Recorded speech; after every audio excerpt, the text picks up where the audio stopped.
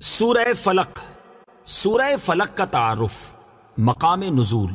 ایک قول یہ ہے کہ سورہ فلق مدینہ منورہ میں نازل ہوئی اور ایک قول یہ ہے کہ مکہ مکرمہ میں نازل ہوئی ہے۔ پہلا قول زیادہ صحیح ہے کیونکہ اس کے شان نزول سے اسی کی تائید ہوتی ہے۔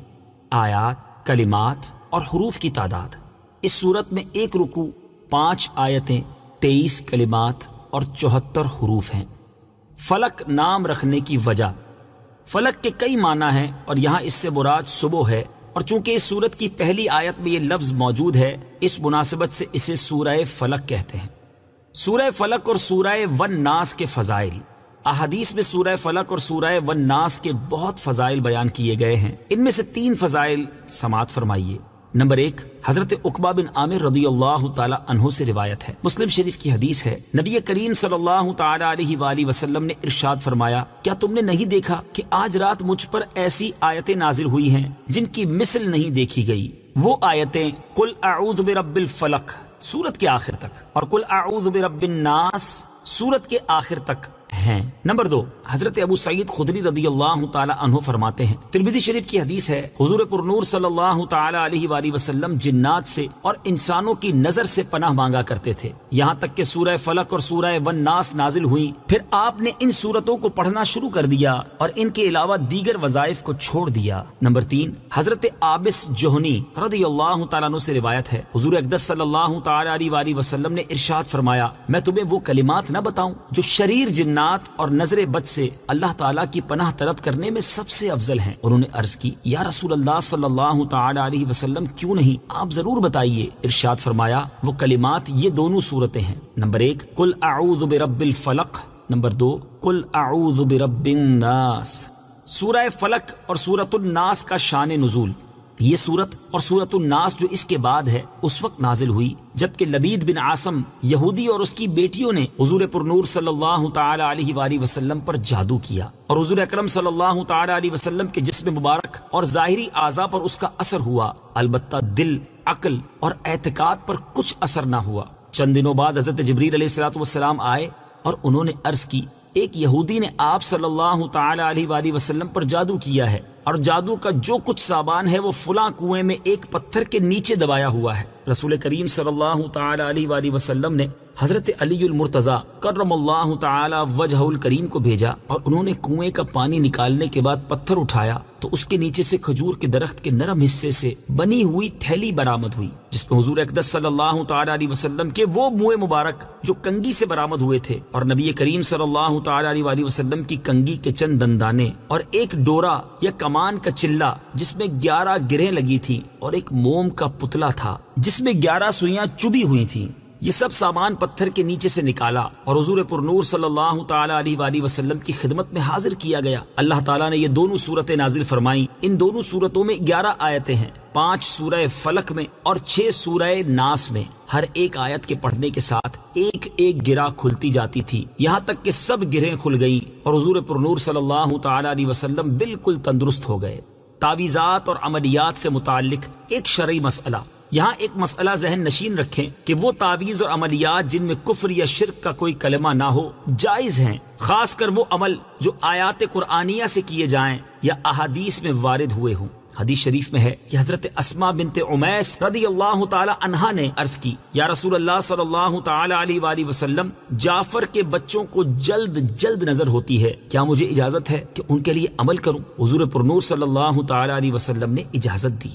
سورہ فلق اور سورۃ الناس کے شان نزول سے حاصل ہونے والی معلومات، اس سورت اور اس کے شان نزول سے 4 باتیں معلوم ہوئیں۔ نمبر 1، جادو اور اس کی تاثیر حق ہے۔ نمبر 2، نبی کے جسم پر جادو کا اثر ہو سکتا ہے جیسے تلوار، تیر اور نیزے کا، یہ اثر شان نبوت کے خلاف نہیں، ہاں ایسا اثر نہیں ہو سکتا کہ جس سے نبوت کے متعلقہ امور میں خلل آئے۔ حضرت موسیٰ علیہ السلام کے مقابلے میں جادوگر بالآخر اس لیے فیل ہوئے کیونکہ وہاں جادو سے معجزے کا مقابلہ تھا، ورنہ حضرت موسیٰ علیہ السلام کے خیال پر بھی اس جادو نے اثر کیا کہ ان کو خیال ہوا کہ یہ لاٹھیاں رسیاں چل رہی ہیں، جیسا کہ قرآن پاک میں ہے، يُخَيَّلُ إِلَيْهِ مِن سِحْرِهِمْ أَنَّهَا تَسْعَىٰ۔ ترجمہ، ان کے جادو کے زور سے موسیٰ کے خیال میں یوں لگی کہ وہ دوڑ رہی ہیں، نبی کریم صلی اللہ تعالی علیہ وآلہ وسلم کے خیال پر بھی یہی اثر ہوا تھا۔ نمبر 3، جادو کو دور کرنے میں سورہ فلق اور سورہ ناس میں خصوصی تاثیر ہے۔ نمبر 4، جادو، ٹونا اور عملیات و اثرات اور بیماریوں کو ختم کرنے کے لیے قرآن پاک کی سورتوں اور آیتوں کو استعمال کیا جا سکتا ہے، جیسا کہ اوپر بیان ہوا، اور خود بخاری شریف میں سورہ فاتحہ کو اس مقصد کے لیے استعمال کرنے کا بیان موجود ہے۔ سورہ فلق کے مضامین۔ اس سورہ مبارکہ میں تمام مخلوق کے شر سے، رات کے اندھیرے کے شر سے، جادوگروں کے شر سے اور حسد کرنے والے کے شر سے اللہ تعالیٰ کی پناہ مانگنے کی تعلیم دی گئی ہے۔ سورہ اخلاص کے ساتھ مناسبت۔ سورہ فلق کی اپنے سے ماقبل سورت اخلاص کے ساتھ مناسبت یہ ہے کہ سورہ اخلاص میں اللہ تعالیٰ کی وحدانیت کا بیان ہوا اور یہ بتایا گیا کہ جو چیزیں اللہ تعالیٰ کی شان کے لائق نہیں وہ ان سے پاک اور بری ہے، اور ان دونوں صورتوں میں بتایا گیا کہ دنیا میں موجود ہر شر سے اللہ تعالیٰ کی پناہ مانگنی چاہیے۔ اسی طرح ان شیاطین، جنات اور انسانوں سے بھی اللہ تعالیٰ کی پناہ مانگنی چاہیے جو لوگوں کو اللہ تعالیٰ کی راہ سے روکتے ہیں۔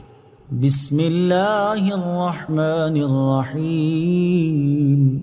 ترجمہ: اللہ کے نام سے شروع جو نہایت مہربان رحمت والا ہے۔ قل اعوذ برب الفلق من شر ما خلق ومن شر غاسق اذا وقب ومن شر النفاثات في العقد ومن شر حاسد اذا حسد۔ ترجمہ: تم فرماؤ میں صبح کے رب کی پناہ لیتا ہوں اس کی تمام مخلوق کے شر سے اور سخت اندھیری رات کے شر سے جب وہ چھا جائے، اور ان عورتوں کے شر سے جو گروہ میں پھونکے مارتی ہیں، اور حسد والے کے شر سے جب وہ حسد کرے۔ قل اعوذ برب الفلق۔